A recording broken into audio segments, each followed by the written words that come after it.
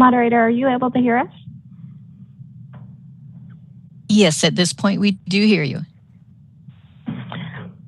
Okay, so you were not able to hear us at the beginning. That's correct. Okay, so at the beginning, quorum was already established and the mission statement was read for those in attendance here. So there were no items yet presented. So I'll go ahead and turn it back over to the chair. Have we checked for public comments on the web? Say it all over again. Okay. Do the whole thing again. No, start with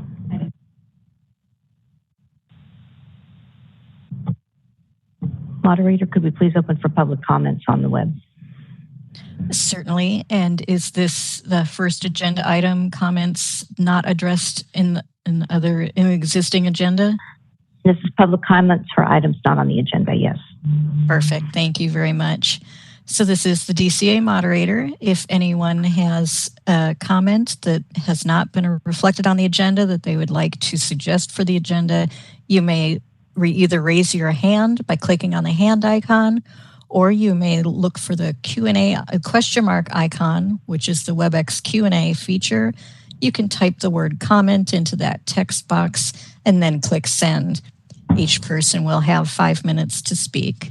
Are there any suggestions or comments not on the existing agenda?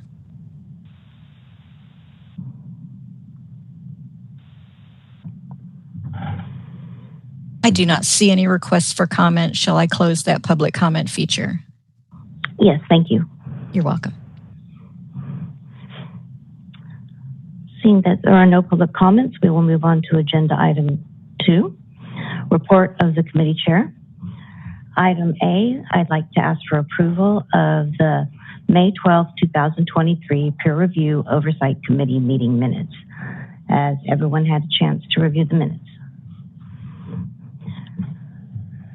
Would any member like to make a motion to approve? I will make a motion that we approve the May minutes. Thank you, Mr. DeLizer. Can I have a second? I'll second. Thank you, Ms. Selleck. Are there any additional comments or discussion from committee members on the minutes?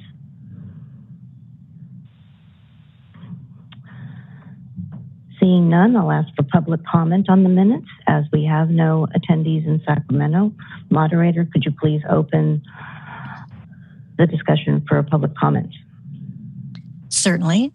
If anyone logged in through WebEx would like to make a comment on the minutes, you may look for the question mark icon, type the word comment and click send, or you may raise your hand by clicking on the hand icon. Are there any comments on the minutes?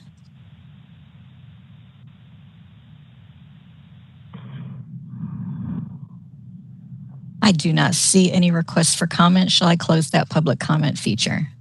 Yes, thank you. You're welcome. I will now call for the vote. Mr. Parsons, could you please call the roll? Nick Peterson. No, I wasn't present for that meeting. Should I abstain then? You are not required to abstain. You can, but if you did review the minutes or the meeting that was posted and you feel comfortable voting, you're allowed to do so. Yes. Yes. Sharon Selleck. Yes. And Laura Ross. Yes. The motion carries. Thank you. Now we would like the discussion and approval of the proposed 2024 peer review oversight committee meeting dates.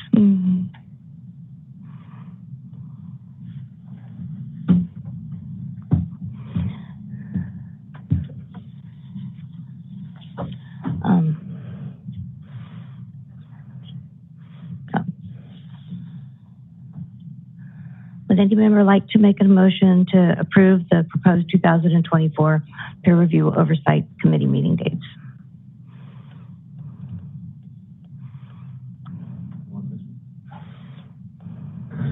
I'll make the motion.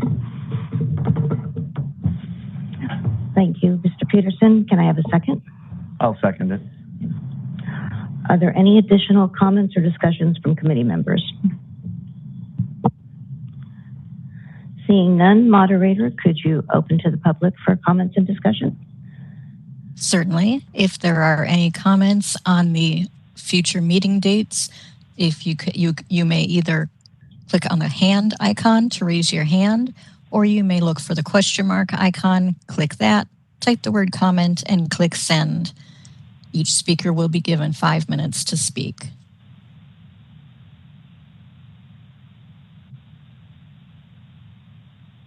And I do not see any requests for comment. Shall I close the public comment feature? Yes, please.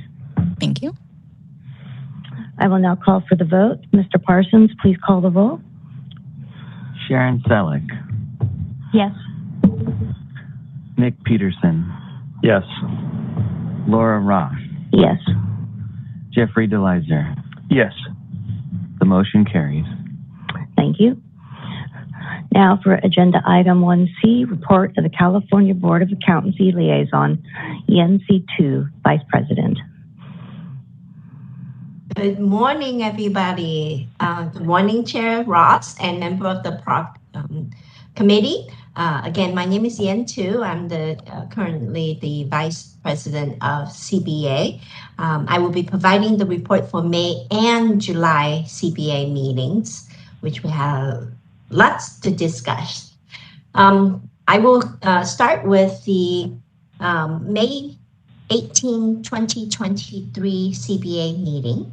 At the May 2023 meeting, the CBA discussed an exposure draft issued by the National Association of State Boards of Accountancy regarding conditional credit earned for the uniform CPA exam. The exposure draft called for the credit to be extended from the current 18-month period to a 30-month period. But the CPA agreed that there should be an extension of credit period. We did not specify the exact amount of time. We did direct staff to work with President Salazar to issue a letter to NASPA to provide general support of an extension to the conditional credit period for past sections of the uniform CPA examination. Next, the CPA discussed a few topics regarding peer review and some challenges we have been experiencing regarding the peer review program. One topic related to the access to peer review documents, especially those uploaded in the American Institute of CPA online access tool. After discussion, the CPA directs staff to work on legislative language to ensure that firms make accessible to the CPA all data available in the online reporting tools.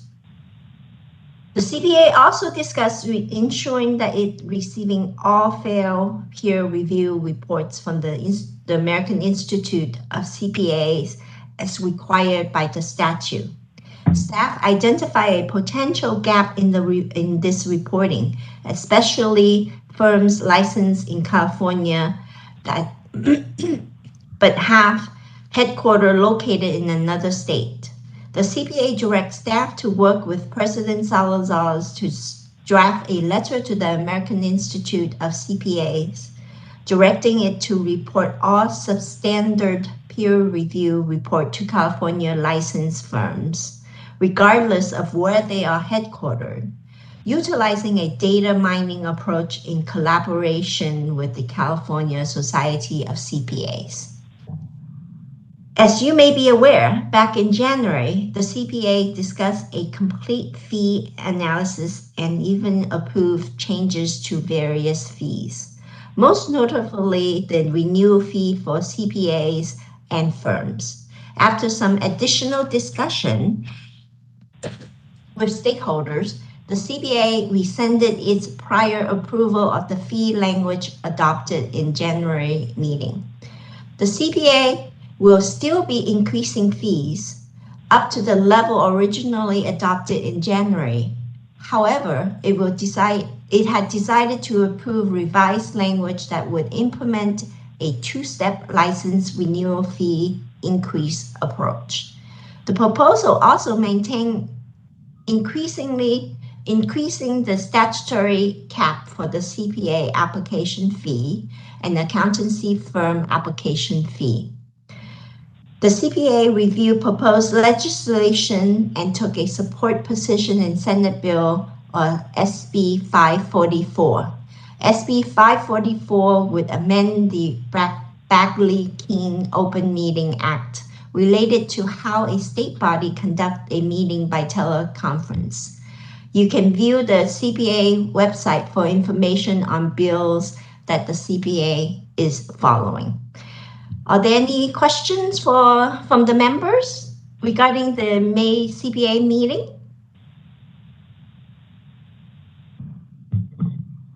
Chair Ross, do you want me to continue on to the July meeting? Yes, please. Thank you. All right, on to July 27, 28, 2023 CPA meeting. We again discuss our draft sunset review report. We will continue to review and refine this important document through the remainder of the year. At the July CPA meeting, the CPA approved regulatory language to add the NASPA CPT ethical leadership training as a condition of probation and revision to the disciplinary guidelines and model order regarding the rehabilitation evidence section relating to petitions for reduction of penalty associated with reducing cost or an administrative penalty. Also at that meeting, the CPA approved a rulemaking to add section 99.3 to the California Code of Regulations, Title 16, describing the procedure for reinstating surrendered licenses not resulting from an enforcement matter. The CPA continued its discussion regarding peer review administration site visit. Staff proposed a temporary procedure for conducting the 2023 administrative site visit that will also serve to provide useful information toward a long-term plan. An overview of this plan is on the agenda for this meeting. The CPA will hold its next meeting in person at the California State Polytechnic University in Pomona on September 21st, 22nd, 2023. This will be the first time since 2019 that the CPA have traveled for a meeting. Additionally, as part of this meeting, we'll be conducting a number of outreach events and activity on campus for that meeting. That ends my report, Chair Ross. I'm happy to answer any questions from the members. Thank you. Thank you. Are there any questions from the members?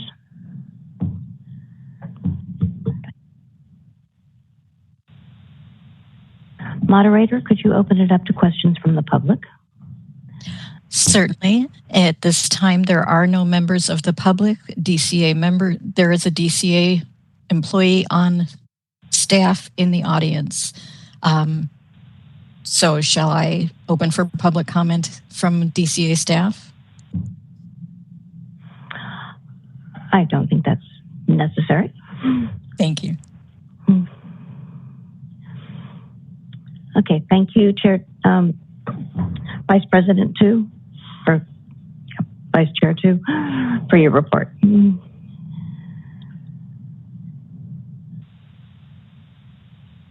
Moving on to agenda item 3, I'd like to report on the peer review oversight committee activities since May 12, 2023.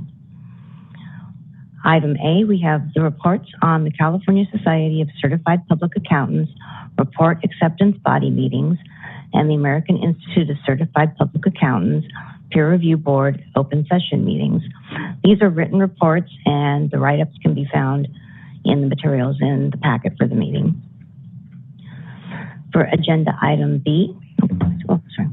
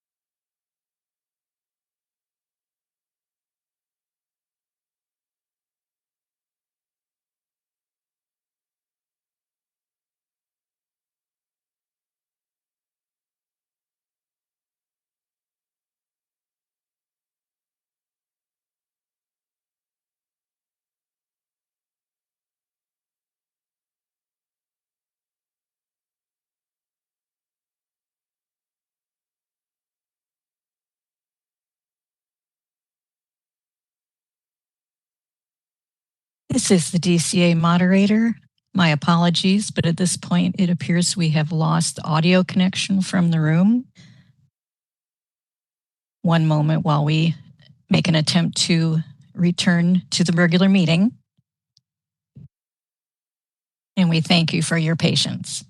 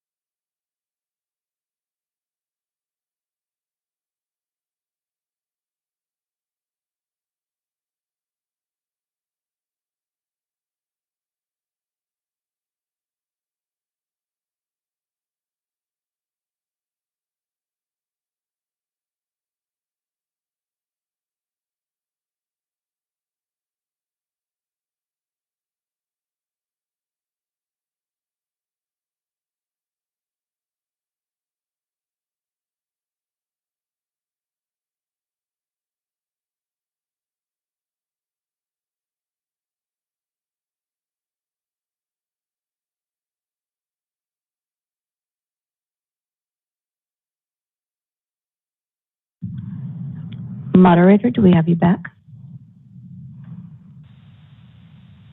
It appears that we do. Wonderful. Thank you very much. Is there still no public present? Yeah, correct. At this time, the only public is the Board and Bureau Relations staff. Okay. All right.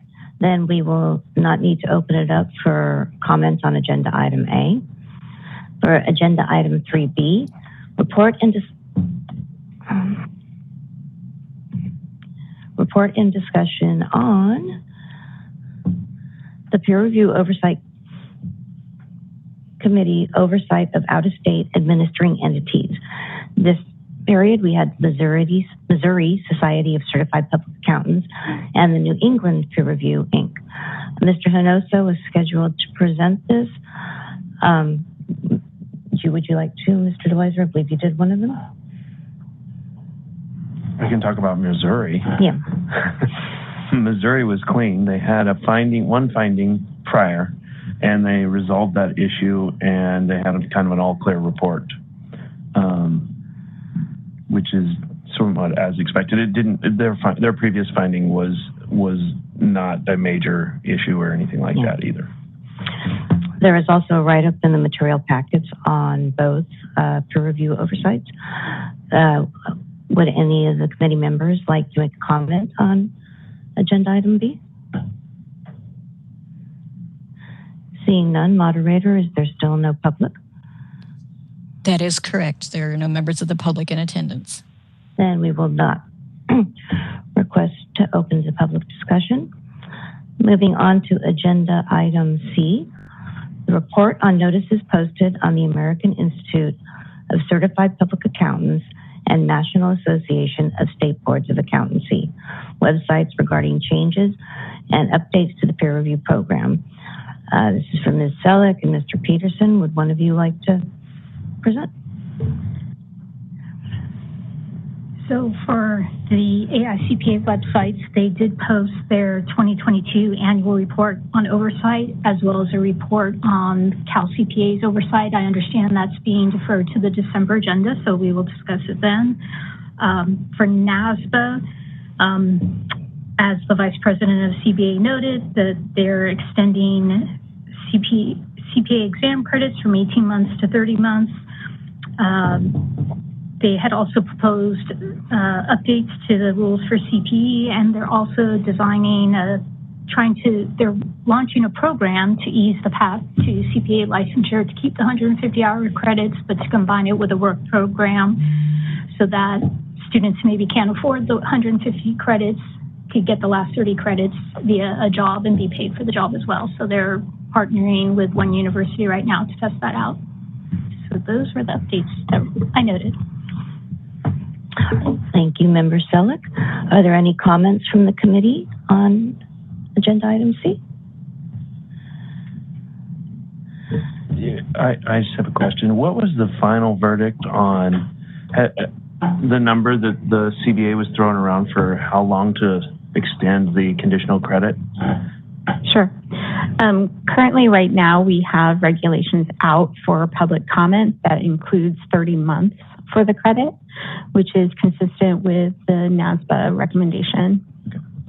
I think that the way NASBA has, or some of the articles make it sound like it's done because NASBA voted on it, but it's actually up to each individual state. And so hopefully that comment period closes this week, and hopefully we'll be able to get those regulations finalized.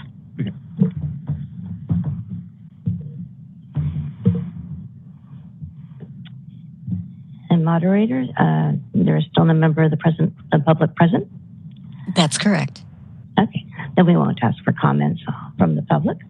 Moving on to agenda item 3D, we have the assignment of future peer review oversight committee oversight rules. So starting with August 11th, we need 2 PLOC members to do out-of-state oversight. This month will be the Oklahoma Society of CPAs and the Oregon Society of CPAs. Do we have any volunteers? I haven't done one in a while. I'll do Oklahoma. Here, Ms. Selleck will do Oklahoma. I can do Oregon. Mr. Delizer will do Oregon. Okay. Also, to be assigned today, we would like to assign 2 PROC members to perform the 2023 administrative site visit, which will be held virtually.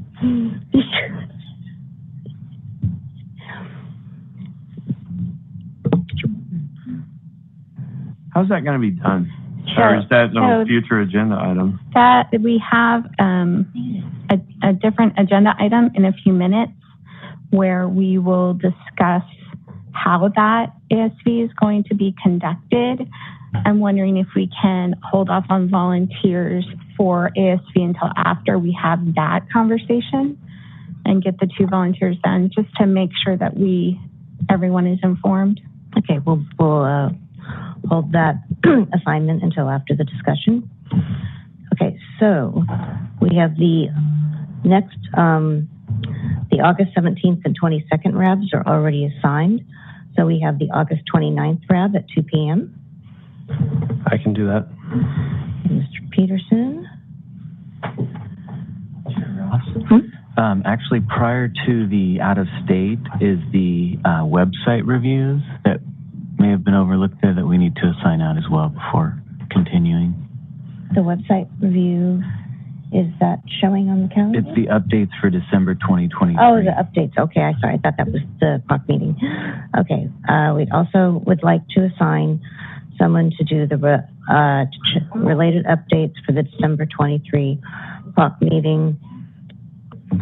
No, sorry, I didn't realize my mic. Well, I'm not seeing that on here. It's the first August 11th entry. On August 11th, yeah. It looks like it comes across as it's this meeting, but. Is that a yes for me? Which? Yeah, I can do that. You'll do that one.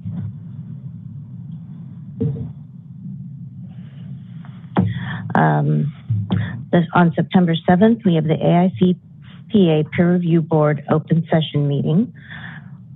I don't know if that's virtual or in person. It's a call in. It's a call?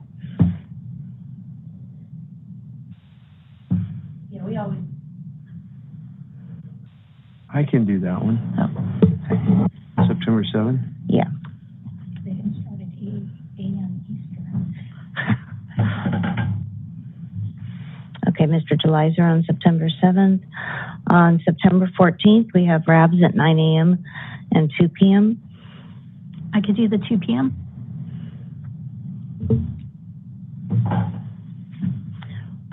We have quite a few here, so I think we can skip the 9 a.m. What was it? There's a lot of RABs now because they're doing it different.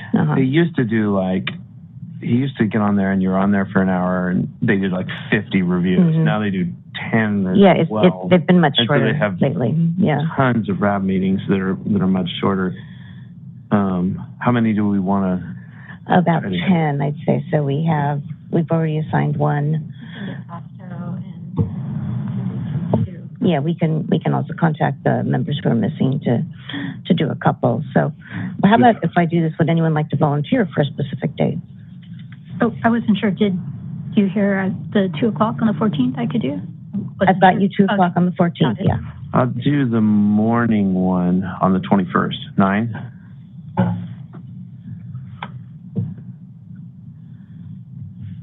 And I'll do 2 o'clock on the 5th, December 5th. I can do, let's see, the 2 p.m. October 5th. Which one? October 5th. December 2 o'clock. Yeah, 2. How many is that? Got 1, 2, 3. And I also did August 8th, but 5. obviously it wasn't in time so that one's done. We've got 5 in this period so far. We should get a couple more. It's not reflected on this, but I do have you down for that 8. Okay. So it'll get reported on in the next meeting. Okay. We have the individuals not here, so we might be okay. I say I have 2. Each one of you done 2. Plus, we can get each one of them do 2. Then we're good. I think we're fine. Okay.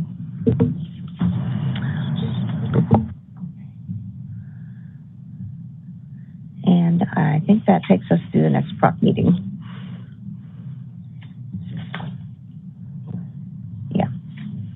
Okay. All right. Now for agenda item 4, we have the report of the licensing chief, Michelle Center, local division chief, licensing division chief, sorry.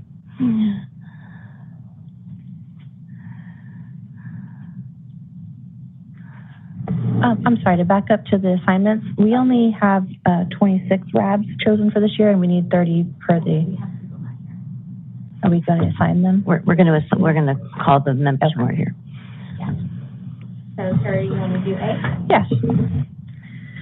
Okay. The purpose of this agenda item is to provide the Peer Review Oversight Committee with an update on the findings and recommendations from the consideration of the Certified Accountant Experience Requirements Task Force, otherwise known as CERT.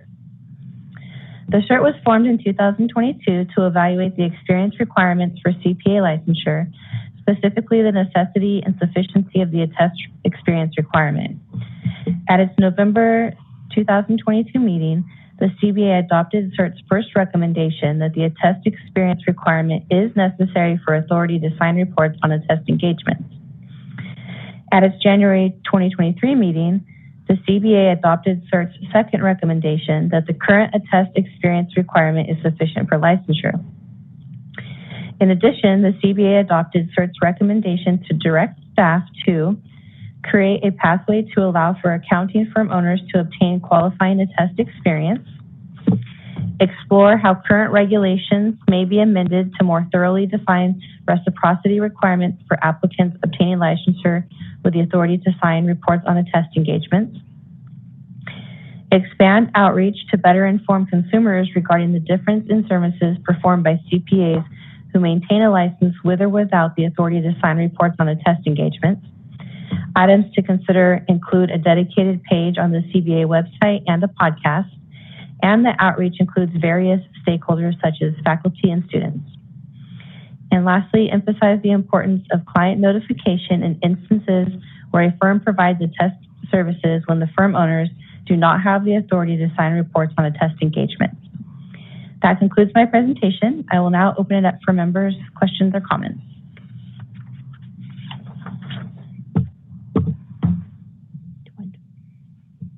Was there discussion on what the pathway would be from G owner of a firm to obtain the experience requirement?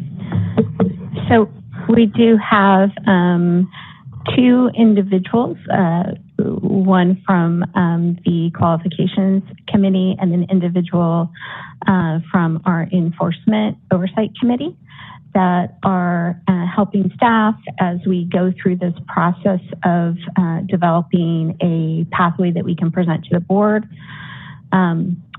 In our current conversations, the pathway is looking something similar to having an individual that is not part of your firm that would come in and provide kind of a supervisory oversight kind of function of the work that the owner is doing.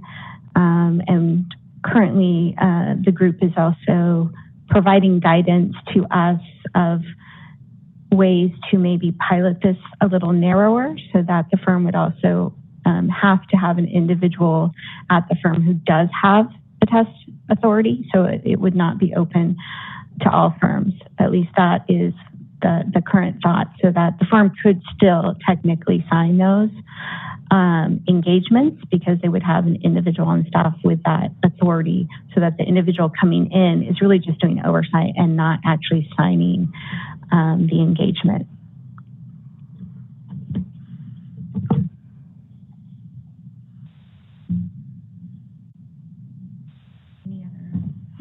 Any other comments from the members?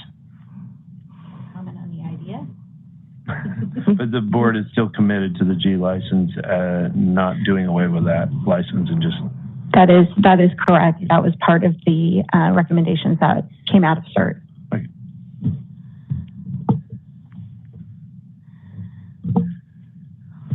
I guess the only thing I was thinking is on the GDA or was curious about is, like, if a firm has A licenses and someone had gotten their G and wants to move to A, is it based on experience? Like, if the firm already has A licensed people, but one wants to convert? So the pathway is only for firm owners because there's already a conversion pathway for anyone that isn't an owner because they have a supervisor who could sign off on the experience. So it's really just limited to firm owners that don't have a pathway. And if you look at the requirements for anyone that isn't a firm owner, it speaks to both necessary hours as well as specific experience and judgment that that individual is ready to conduct those types of activities with minimal supervision. The idea would be that it would be very similar to that.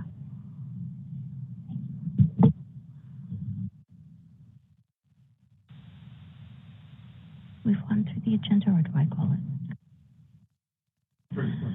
Some background on your question. Well, not the only thing, but part of what kind of predicated this whole conversation is you could have a firm, or an enforcement ran into this. You could have a firm where the owner is a G licensee. They hire an A licensee and start taking that work. Have their employee sign it, but who's responsible for the peer review? Because they're not a partner, and so the peer review is focused on the engagement partner.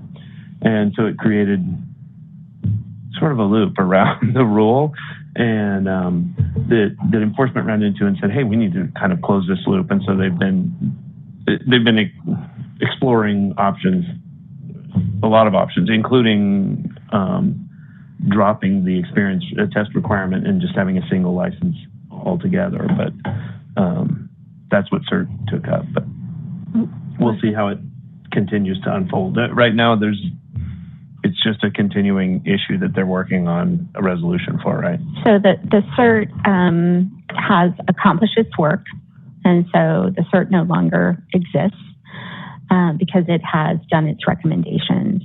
Based on that, there are some specific activities that do need to occur. One is related to notification requirements in the situations that Member DeLizer just spoke to.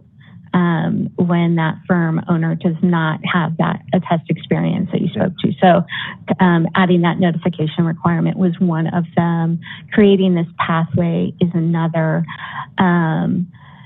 There was a request that more communication be out there so that those that are looking for services know what type of licensee can conduct different types of services.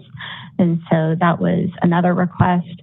And then there's also a small one related to changing some language in regulations that relates to those that are coming in from another state who have experience for 4 years out of 10, and they come in under that particular model, and making sure that our language is clear regarding the expectation of getting a test experience if you want to actually come here and have a test authority. So there's some little language cleanup that has to occur in that case. So the activities are not all complete, but the recommendations from CERT are complete. Many of these activities require regulations, and so that just takes some time.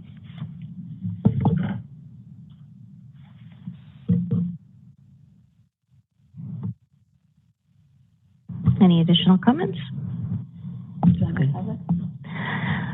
Moderator, is there still a public present? There are no members of the public on WebEx. Thank you. Then I guess you can move on to discussion item 4B. Okay, I will go ahead and tackle B, discussion regarding students understanding the requirements for a certified public accountant project. At the beginning of each year, the newly elected CBA leadership team meets with executive staff to discuss ideas and priorities for the year ahead. One of the topics that was brought up by staff this past January was the fact that numerous inquiries the board receives suggest that there are applicants that lack an understanding of the educational requirements for the examination and for licensure. It was determined that increasing clarity in the requirements and investigating options that would provide students with ways to make more informed decisions regarding their education may positively contribute to the pipeline. The project was given a catchy title, the Sure CPA Project. We couldn't come up with that name. We have someone very talented who comes up with these names, right? An acronym for students understanding the requirements to be a CPA. To kickstart the project, the board approved the project goal, which is clarifying the educational requirements by implementing solutions that will provide future CPA applicants, educational institutions, professional associations, and other stakeholders with straightforward educational requirements for CPA licensure. I think it is important to note the focus is on clarity. Changes to the requirements themselves would need to relate to providing clarity to fit within the stated goal. We identified 4 phases, which serve as benchmarks as we progress through this multi-year project. Phase 1 is defined as information gathering. We envision this phase as lasting through the end of this year. It gives us time to conduct outreach activities, both in person and virtually, and to create and promote an online survey. Staff also conducted a review of educational requirements for other states. Our findings were presented at the May CBA meeting. They serve more as a state scan of requirements that we think will be useful later when we investigate and consider solutions to this issue. Also, part of this phase is the evaluation of the board's process for reviewing applicants' college transcripts. This is an interest in not only looking for methods that might provide for greater efficiency, but also methods that might allow for the applicants themselves to better self-evaluate their education against the requirements. Once we have acquired enough data from our outreach events, online survey, and faculty partners, we will report the information to the board, estimated to happen in early 2024. We will then move to phase 2, which is the developing and adopting of initiatives. At this point, staff will make recommendations to the board based on the information gathering that we did in phase 1. It may be determined that there's a need for new regulations or even legislation, or there could be a need for certain educational outreach materials to be updated or entirely new materials developed. We will proceed as the board directs us, and that will be phase 3. Which is the implementation phase. This could vary, the length of this, depending on what is actually being recommended to be developed. While updating or developing outreach materials does not take very long, pursuing regulatory or legislative changes does take some time. The final phase, once ample time has been passed to allow the phase 3 changes to take effect, will be to collect feedback. We are going to go back to the stakeholders that helped us gauge, the success of the project. So I encourage all of you to go online and take the online survey. It is currently live. I encourage you to share the survey with your colleagues as appropriate so that we hear from as many voices as possible. I'm happy to also come back to the PROC and provide periodic updates on this project. But for today, I would really like to hear from any of the PROC members that might have feedback or opinions on the clarity of our current educational requirements. You may have heard from new CPAs or even students that are currently in their educational gathering phase, and you may have had questions from them. And so those types of things are helpful for us to take back as we continue to gather information. Are there any comments from the members? I have a question. What is the nature of the outreach events the board is going to be doing? It really varies. So, for example, we did an outreach event maybe 2 months ago. I'm really bad with dates. Might have been 2 months ago, where we met with Cal CPA's educator committee, and I don't have that name right, where we talked to university and college faculty. And so that was an outreach event that we did. We currently have multiple outreach events planned for September. We will be at Cal Poly at the campus for our board meeting. There will be various outreach events, some with faculty. We will have one specifically for undergrads, and then another one specific for graduate students. So we'll use this opportunity to not only inform them about the requirements for the exam, but also gather information from them about their experiences with understanding our requirements. So these are information gathering to... They are information gathering. We also take the opportunity when we go on these campuses, to also offer services to current students so that they can bring in their transcripts, and we will have staff present to provide them feedback on where they are with meeting the requirements. That is very, very popular, which lends me to believe that there is some misunderstanding on their end where they do not feel comfortable making that determination themselves about whether or not they are on track, which leads me to believe that we may have some clarity issues. So very interested in hearing from any members if they have heard anything, or if they think the requirements are very clear already. Well, I have a daughter who graduated 2 years ago and thought she was ready and found out she was a class short after graduation. So that meant summer school while working. And her mom's a CPA, so that she actually didn't even figure out her requirements. So I think it is a little difficult to sometimes take classes right now. When I was looking at it, and I was actually sort of like, it was easier when I was younger to figure out what you were missing. And I think that's really helpful feedback. That's exactly what we want to not happen when we hear that someone believes they have met all the requirements and then they get information that causes them to have to go back to community college or to maybe shore up something small like 3 to 6 units. That adds quite a bit of time to their trajectory to getting their license. And so we hope to find ways to better inform students so that they can really own this part of their licensure process. Just a comment, because it may be too late for the student when they graduate to find, not too late, but they would have liked to know sooner. I found in the past working with colleges, if you find a professor, an accounting professor that can champion it and spell out the requirements and have them set up, their sophomore year or junior year of the pathway, that would be helpful as well. Thank you. We did hear that from the faculty members that I spoke to. They very clearly indicated that they are the experts and they have students lining up to meet with them to talk about what the requirements are. They also gave us some feedback that the information that we produce for students is very helpful for them, but is a little overwhelming for students. And so that's some of the information that we have heard so far.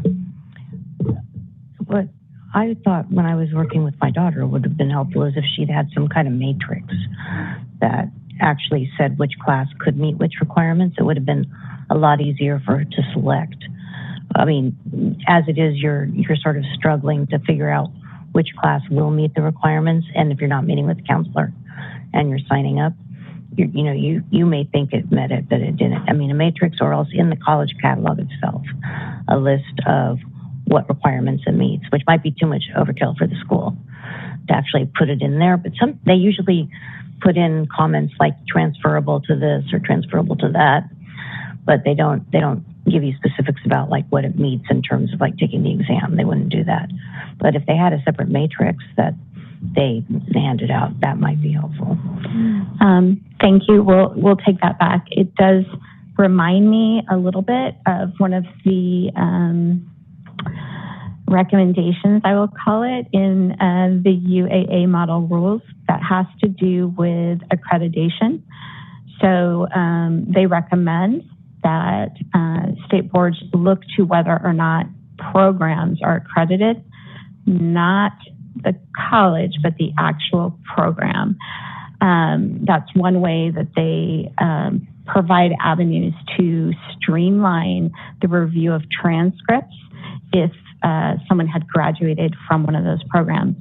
Unfortunately, early indications are that we've only found one college in California that actually has gone through that program accreditation, and I'm not sure how interested they are going to be in maintaining it. So I'm not, that may not be the avenue for us, but I think it does give you an indication of kind of the ideas that we are looking for that would really help our students.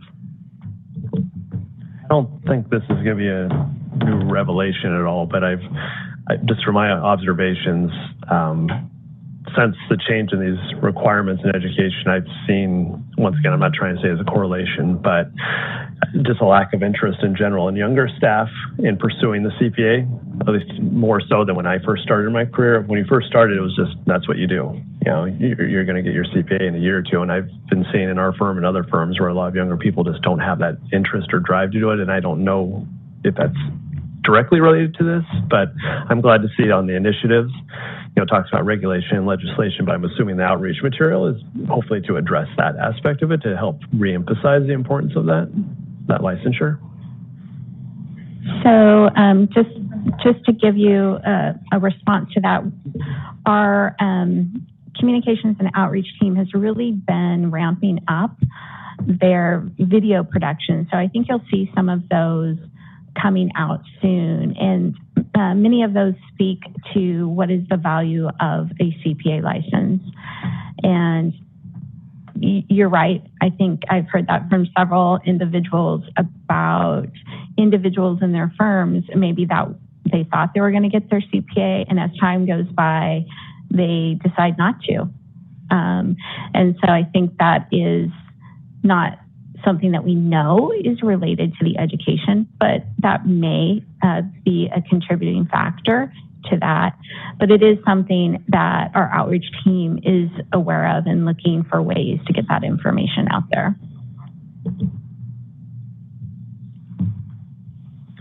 Is this or does staff have a sense, I guess, is this a California specific?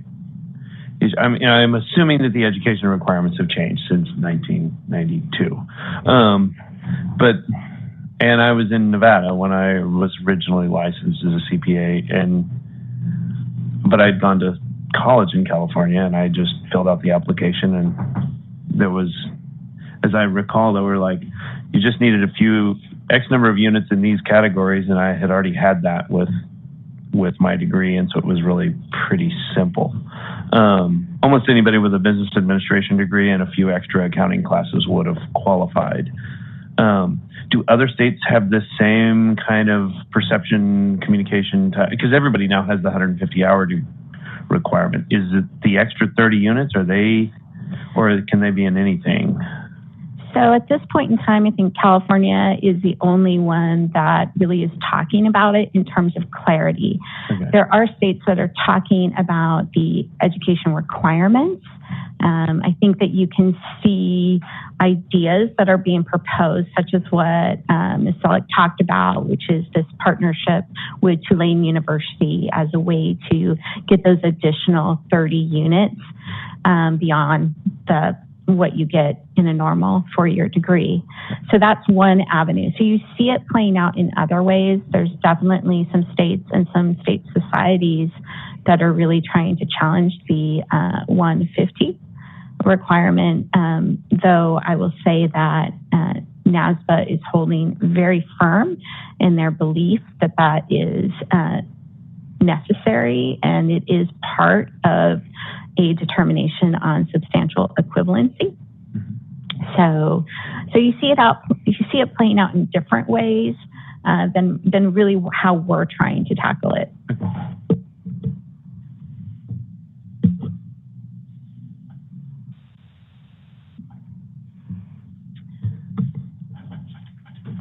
Okay.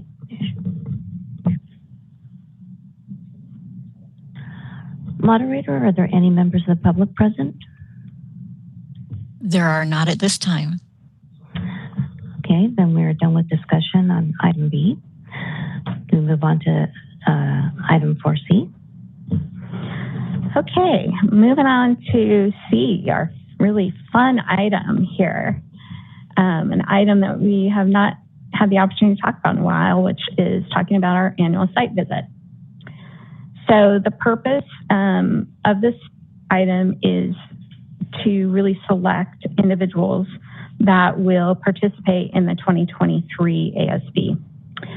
So as some background, at its January 2023 meeting, the board reviewed and discussed the PROC's inability to perform their ASV to California's administrative entity, which is CalCPA, due to AICPA's assertion that their confidentiality policy prohibits staff from observing the ASV. Given the concern AICPA expressed regarding staff participation, the board consulted with legal counsel regarding any differences between staff and PROC committee members that may be pertinent. It was found that there are no differences between staff and PROC committee members related to authorization to access information, public disclosure, and the protection of the public. Staff of the board are representatives of the board and have the same rights to information used for oversight and the same restrictions from public disclosure. At this time, staff have proposed a temporary procedure for conducting the 2023 ASV that will also serve to provide useful information toward a long-term plan. So for 2023, CalCPA would randomly select, and that is wrong, let me correct that. Sorry, there was a last minute change this morning. So the board, the item says that CalCPA will select, but in actuality, staff will randomly select about 30 firms that fill certain characteristics related to their type of review, as well as the review rating that they have. Once this random sample has been selected, CalCPA will contact the firms to obtain permission for CBA staff to access their peer review related data and documents as part of the 2023 ASV.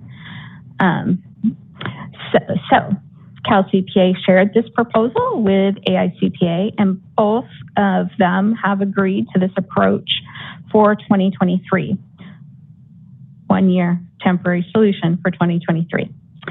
So during the ASV, attendees will also review each step of the ASV summary checklist, which is included in attachment 3, and discuss what information or evidence is sufficient for the PROC to consider the step complete. Additionally, given the board intends to seek legislation to require California licensed firms to allow the board access to peer review information and data via the AICPA Facilitated State Board Access Platform, the PROC may wish to know which areas of the checklist could be accomplished using that Facilitated State Board Access site. This approach will allow the PROC to perform the 2023 ASV and will also serve as an opportunity to gather further information to continue discussions with CalCPA and AICPA on the best way to proceed going forward in the hopes to a mutually agreeable solution that can be brought to the board at a future date. So I will turn it back over to Chair Ross to determine if there are any questions or discussions prior to selecting 2 individuals. Are there any comments from the board on this agenda item? I mean, the committee.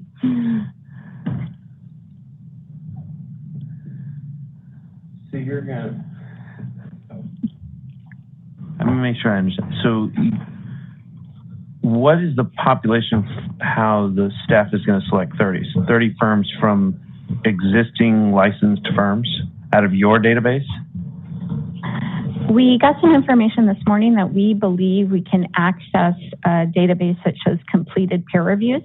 Okay. And so we will select a time period, assuming the 2023 would be the time period, and then select firms from that list.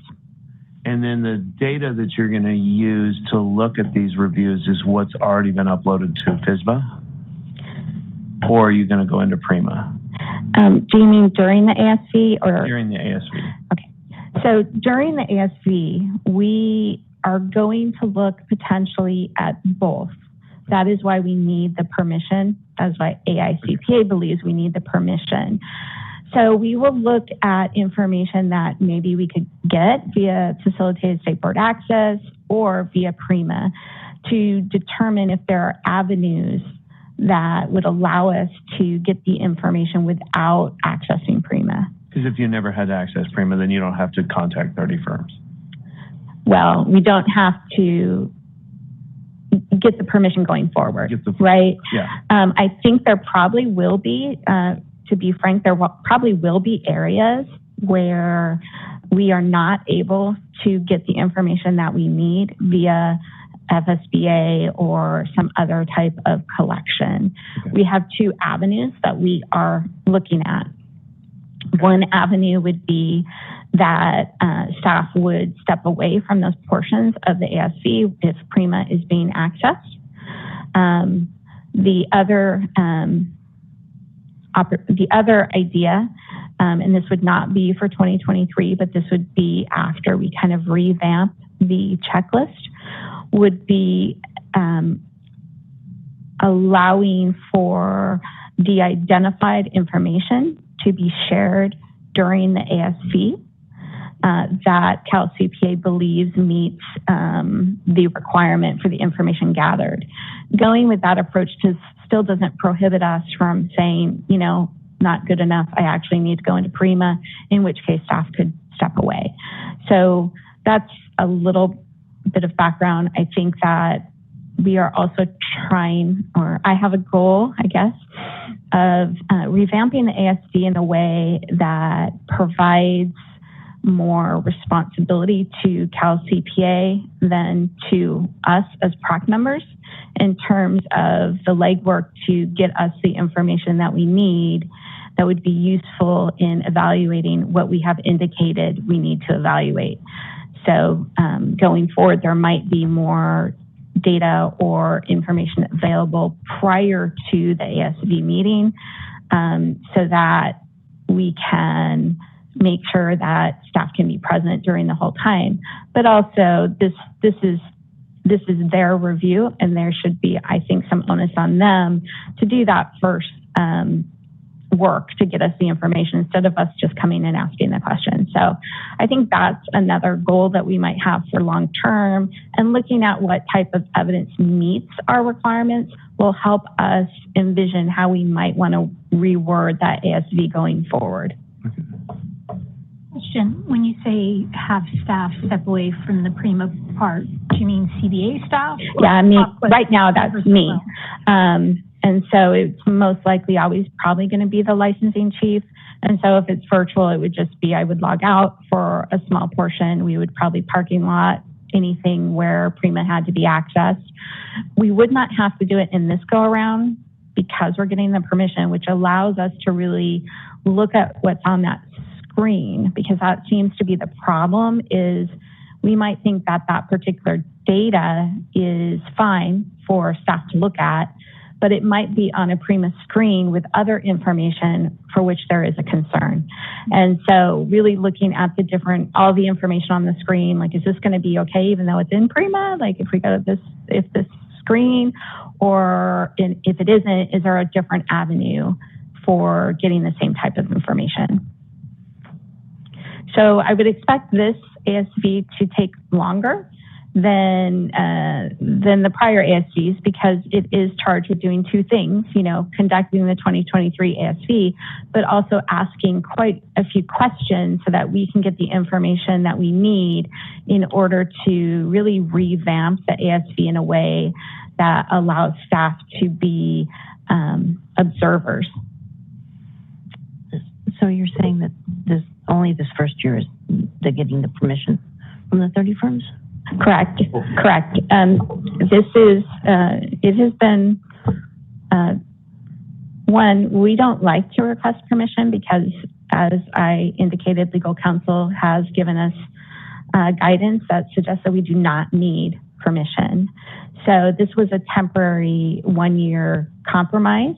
It's a compromise on our end, and it's also a compromise on AICPA's end, because I don't think they really like the proposal, but we're all willing to compromise this year and work together to try and find something that I think and hope will be beneficial for everyone going forward.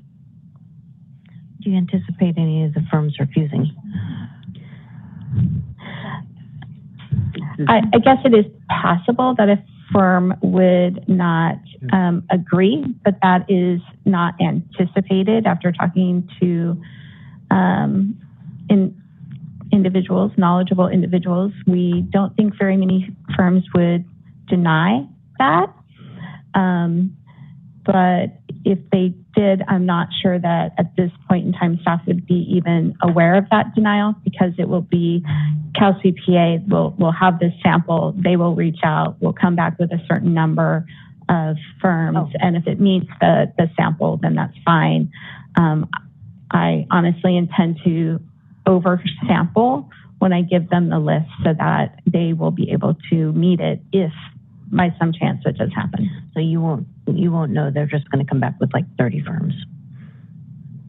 Approximately 30. I think further conversations have indicated if the sample is really focused on the categories that we need, we could probably get by with significantly less than 30. It's whether or not that is there. Also, we do have an opportunity if by some, crazy happenstance, we need to look at something else for which we did not get approval, staff could always step away. Okay. And just to provide some background, I think this will be fine. I think it's probably a pretty good compromise. I get that the AICPA doesn't love it because they've told every one of those firms that their peer review is confidential and they won't release it to any regulatory body. At the same time, they went to the regulatory bodies and said, hey, you really ought to make peer review mandatory because we can help you with your regulation of these firms.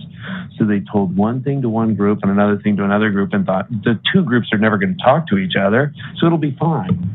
Problem is somehow we stumbled into this during COVID when we did it that one time online and Michelle was there.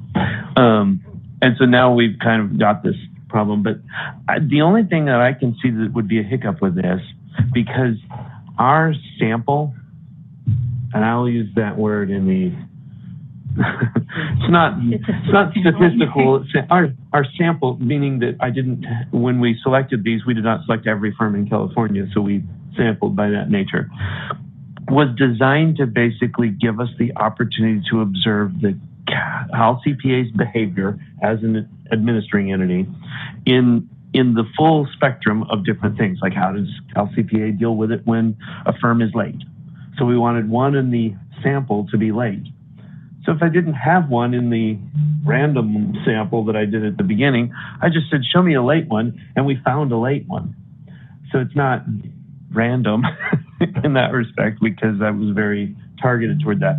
Or if there were too many pass or too many fails or something like that in my sample, I wanted to see how we were basically observing the society's process and how they dealt with the whole spectrum of things. And so as you choose that sample, you want that ability to basically go, because here's our 30 sample, everybody says, hey, that's fine, we don't care. We go to look at that sample and it turns out that all 30 of those are engagement reviews that passed. It was like, well, no, we need to look at system reviews. And so hopefully your population will give you some parameters so that you can go. Yeah, we were informed this morning that we have access to a database that we're going to go back and check. That should tell us what type of review it was. We're hoping it also tells us the review outcome so that we can create the sample based on those two things. You're right, late is one that I remember specifically that we wanted to look at. And so we might want to just ask Cal CPA, this is our sample, if there isn't one that's late, can you make sure to let us know and we'll pull some more, right? Add a late one, yeah. So, but the option to basically say, okay, we'll go get a late one, and Michelle steps off the call during that. Because you're probably not going to have very many outliers like that. It was like, well, we didn't get to see one with, but to your question, why is this so confidential? It really depends on your definition of confidential. And so the board has one definition of what is confidential, and AICPA has another definition, and Cal Society has another definition. And to some extent, Cal Society is sort of caught in the middle as the administrator. And we all work for firms that get peer reviewed, so that's why I'm thinking, I don't know what's so confidential in there. And I thought part of the thing is when a firm has a fail, they have a responsibility to report to the state board. So I don't know what's in there. And you're not worried about your past report. So why are you? Yeah.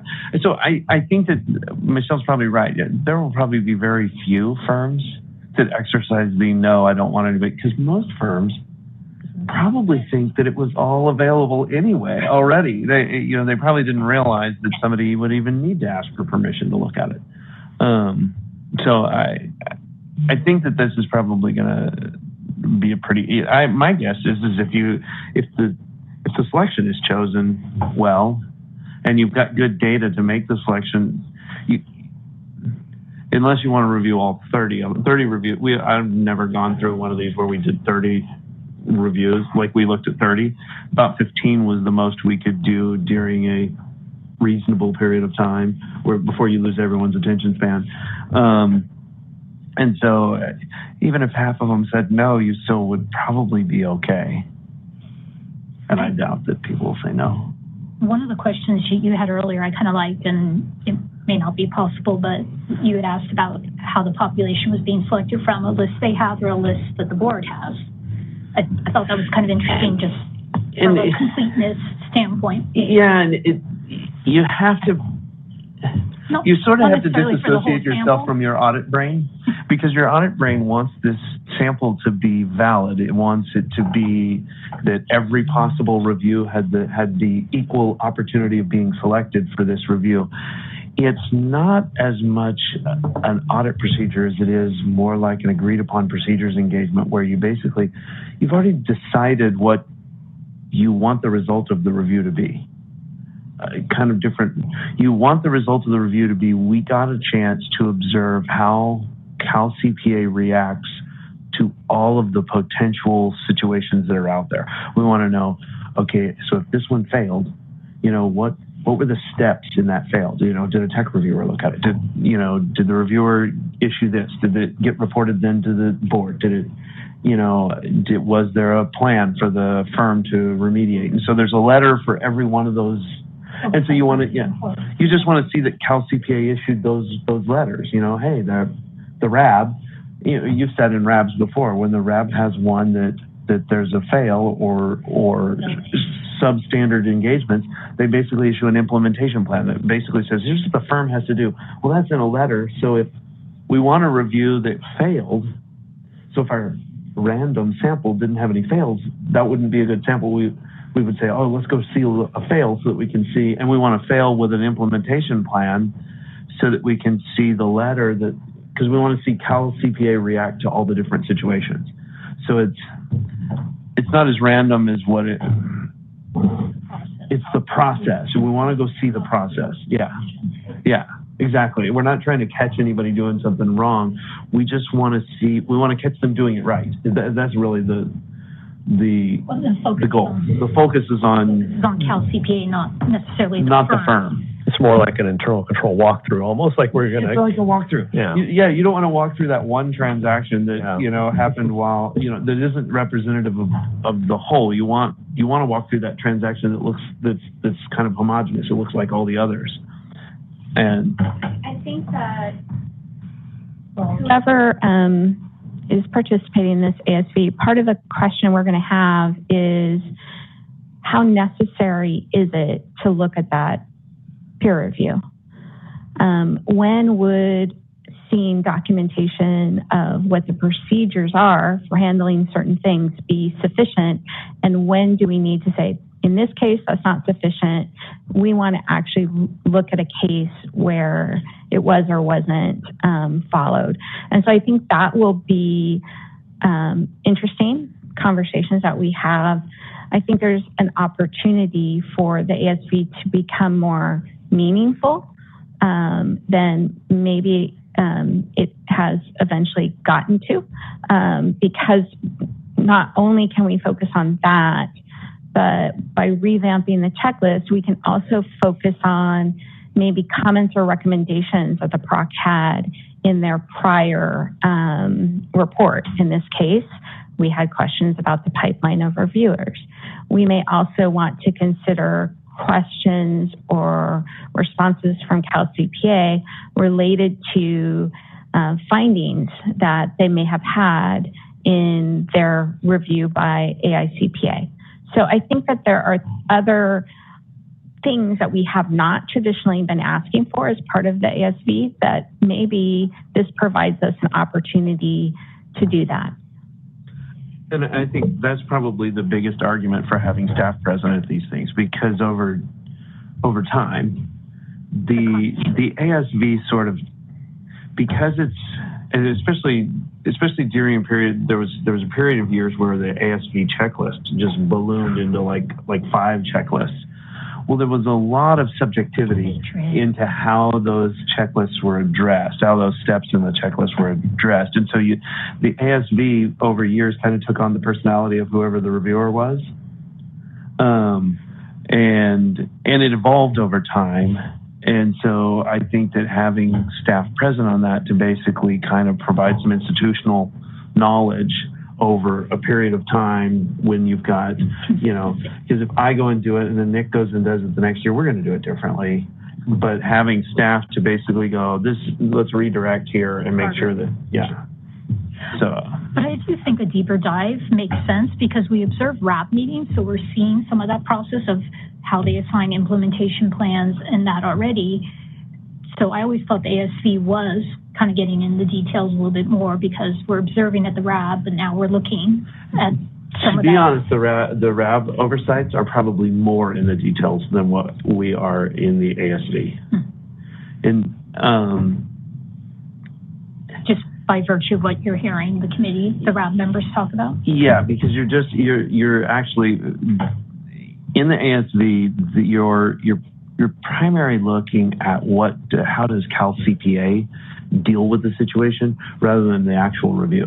The review is simply the medium that you're using because you have to select a unit to go see what Cal CPA did. So you want to know, hey, how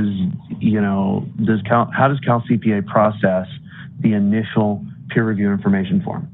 So Jeff goes in and fills out the information and talks about his firm. That's in Prima.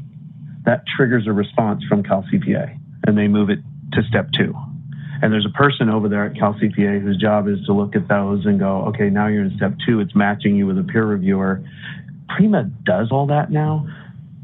Before Prima, that was actually the site visit actually went and you sat down and talked to the person. How do you match, and how do you make sure that this is a match and those kinds of things? And they were, well, we got to go into and get a reviewer resume because then the reviewer has to fill out it and we got to marry those 2 forms. Prima does that now, but there's somebody over at Cal CPA that's in charge of kind of keeping an eye on that, how that system works. And so some of it can be done by interviewing that person. Some of it needs to be done by selecting a review and looking at the review. And that's, I think, what Michelle is kind of talking about is as we go through this, the reviewer, and it won't be that hard. The reviewer, it'll be fairly obvious to you to go, oh, I didn't need to look at this. We already know this. And then I needed to look at this letter that was issued. Is that letter part of the documents that are in the FSBA or is it not? And then you'll kind of know that. I don't know that it's going to be rocket science.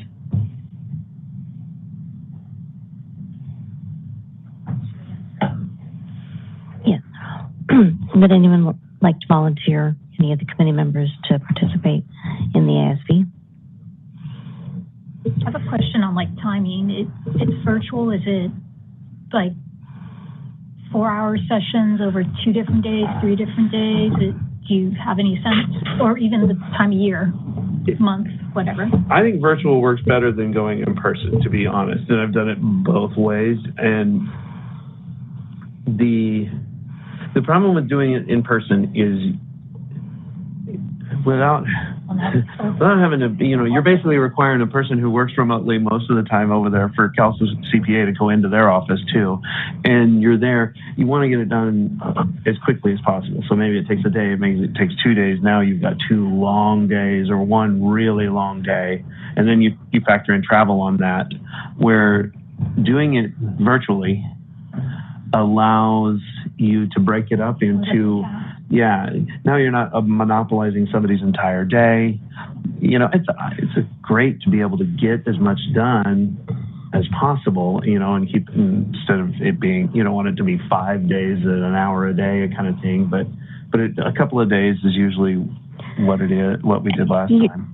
Yes, I think we did 2 half days last time, but I imagine that whoever does the ASV, we'd also request that they be available to staff as we take back all that we have learned from the process and we try and craft a new ASV for going forward. But these individuals also hopefully agree to participate in helping prepare that before we bring it back to the proc. So kind of a follow-up. Yeah, some follow-up. Could be a meeting, maybe all by email. It's hard to tell. And the timeline right now is this year. I don't have anything more specific. We're going to hopefully pull the sample next week. So do the 2 volunteers, I haven't done an ASV before, so do they do it at the same time, or are they, so would it be on the, okay. Yeah, the whole group would be, I think you ought to volunteer. I am. To be honest. It'd be like a big Zoom call. Yep. Okay, we got one. I was going to say if I'm going to do one, I'm not in a peer review year, so it's perfect timing. Perfect timing. That would be good because of your experience with the committee. And Michelle will keep me focused from being an auditor. I just want to make sure, Nick, did I make you volunteer or did you volunteer? No, I was intending to. I just wanted to get clarification of the timing and there we go. Maybe we'll do it in person in Santa Clara. We're gonna just somebody that's newer to the committee that presumably you would re-up over years. You'd be able to carry that knowledge to the next new group.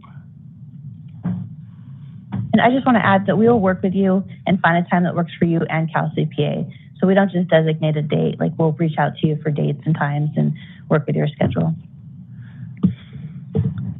And I mean, I'm happy to throw in my 2 cents, but you'll have to manage that so that we don't create another meeting,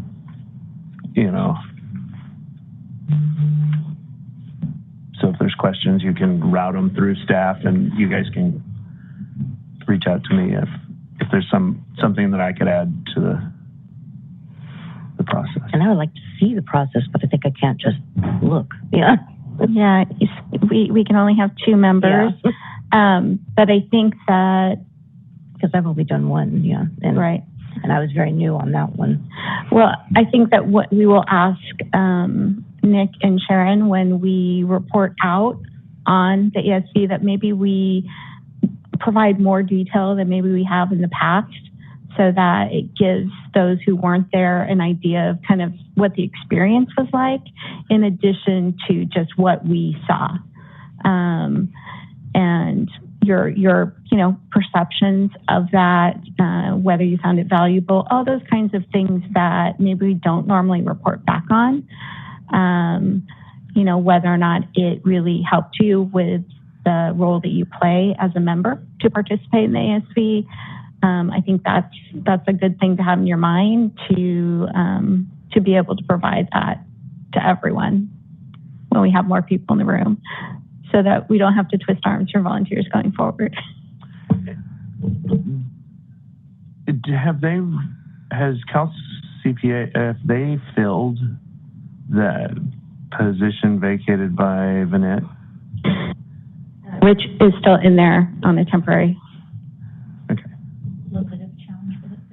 But he's pretty flexible though. So, and that's the big thing is you want is you're trying to get on his schedule, and he's going to drag his operations people in there that handle like late requests and stuff like that. He'll bring those people in so you can ask them a couple of questions like how do they do their job. So Rich Simidian and Cal CPA have been really tremendously helpful as we've tried to get this temporary solution in place for 2023. So I don't anticipate having issues with getting this on people's calendars. And it was really nice having a tech review. I think it was Rich who basically got Suzanne to, yeah. He got Suzanne to join us in one of those meetings just so that we could, we're looking at the checklist going, hey, these are questions that would be great to ask a tech reviewer. And so we kind of interviewed her. Speaking of tech reviewer, one of the things I noticed in the checklist, and maybe this was part of it expanded and needs to get back focused, I feel like there was a question in the past about the tech reviewer and reviewing some of what the tech reviewer did, which I don't feel like I saw. Is that because the focus has changed? It may be. The other thing is you also have to remember that we're not looking at much data here. You can't see anything that the reviewer did. You can't see any of the tech reviewer's comments back to the reviewer. All those things are purged from the file once it uploads to Prima. What's left in Prima is the reports, communications back and forth between the society and the firm, and then things like dates and times and documented, the RAB approved it on this date and there's a letter that documents that. And so all that other stuff that when we're listening to a RAB and those guys have a bunch of information in front of them and they start to go in, well, is that a repeat finding? And then they shuffle through papers. We can't really see the papers are shuffling, but that is all purged. All that is gone within 30 days of the review being accepted. All of that gets purged. And so it's only what remains in Prima that you're looking at. So it's more, the nice thing about that is I think it removes all the confidential information because all that's left is the results of the review. The FFCs, the FFC sheets and their resolution, the firm's response to their findings, the report, the initial documents where the data forms that they filled out that said, hey, my practice includes, I audit in nonprofits and single audits and broker dealers or whatever, or I don't audit any of those. Those kinds of things are all still there. And then the letters, if there was a letter that said, hey, we've accepted your peer review, congratulations.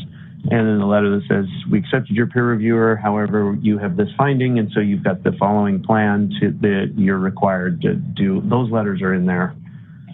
All the other stuff is gone. What about, and maybe this is different than Prima, and this would be Cal CPA's records, because this is part of the process of oversighting them, administering, is the team captain feedback that they give, evals of peer reviewers. So that wouldn't be Prima. That's in there. That's in Prima. That is in Prima. Yeah, it gets captured in Prima. And so one of the things that we looked at before, and I don't know, this might be something that everybody considers confidential. One of the things we looked at before is I wanted to see a review where there was a problem and the reviewer got feedback. And so we found one and we're like, here's one. And so we looked at that. I assume that they'll still let us see that stuff, but that may be where they ask Michelle to step out of the room. I'm not sure where Cal CPA landed. I think there was some conversation about whether or not permission also needed to be received from the peer reviewers themselves for the sample.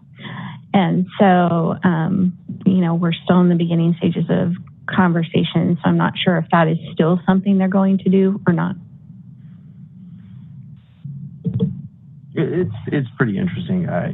If you've ever worked with your firm's peer review and dealt with Prima and inputting and responding to all of the worksheets that the reviewer used to tick and tie and check off and summarize their findings and assimilate their findings into systemic causes and all that stuff is gone. All that stuff's been purged. The tech reviewer got to see all that. But that's all, at that point in time, all of those details are gone. And what's left is the fact that, there's sign-offs that say that it did get a tech review, it did these things, and then the results. And that's really all you're looking at, because all that stuff was between the peer reviewer and the firm. All of that stuff is not part of our ASV, between the peer reviewer and the firm. If the firm contested it, that would be in there. Like if a firm basically said, we disagree with our peer reviewer and we want to go, if you've gone to those peer review committee and you want to go to a disagreement panel, if you've sat in on those at the peer review committee meetings for Cal CPA, the documentation is in there. Or if AICPA sent an oversight team in there and they had follow-ups, that notation is in there, but exactly what they found or, is not there. The details are all gone at that point. So what's the, I don't know. I think it's perception. And my definition of confidential may differ from your definition of confidential.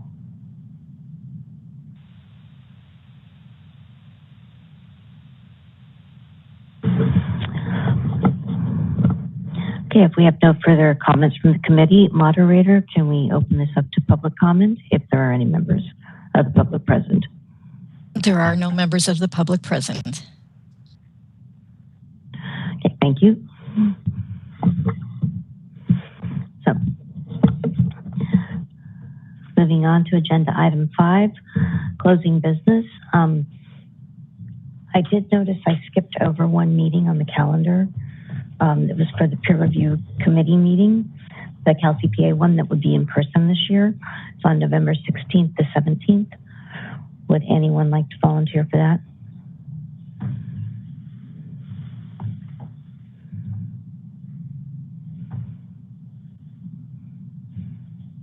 And I don't think we have the information on where it is yet. Yeah. Question. And we have not been able to gather.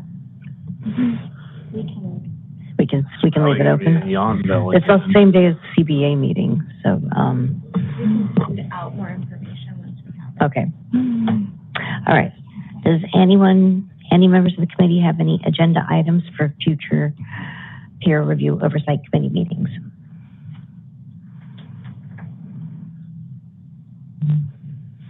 Seeing none, moderator, are there any members of the public present yet? No, there are no members of the public present. All right. So we have no comments on future agenda items.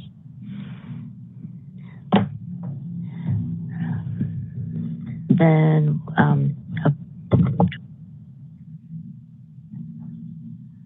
that meeting is adjourned.